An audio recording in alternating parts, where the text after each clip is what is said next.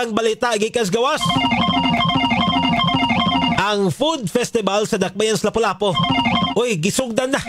Ato gapaminawon ang report sa maong detalye sa maong report. Norman Mendoza sa Super Radio. Super Norman, pasok.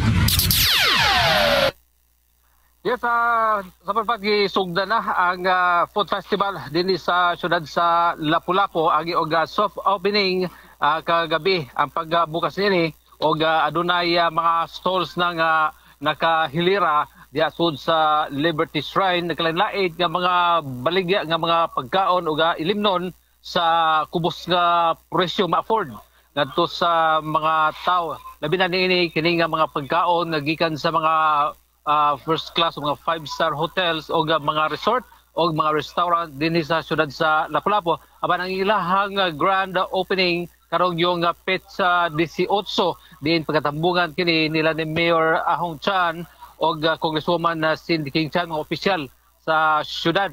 O karong umabot nga Lunes aduna usay magsugod usab ang mga ginabiing pasundaya gikan sa mga nagkadiya nga barangay dinhi sa syudad sa Lapu-Lapu o ingon man mga guest entertainment alang ni siya sa maabot nga kasaulugan sa kadaugan sa Mactan ilabi na sa Battle of Mactan nga matigayon karong umaabot nga Abril 27 din masaksihan sa mga tao ang paghimuon niya nga reenactment sa Battle of Mactan. Ang Food Festival gikan sa Petsa 18 ngadto na sa Petsa 27 o ganha diha ipang-display ang nagkadaya nga mga pagkaon nga ma-afford na gyud sa mga kigsuunan nga mo soroy diha sa Mactan o Liberty Shrine sa syudad sa Lapu-Lapu. Kini sa Norman Mendoza sa GMA Super Radio DYWS dapat totoo. Super Radio.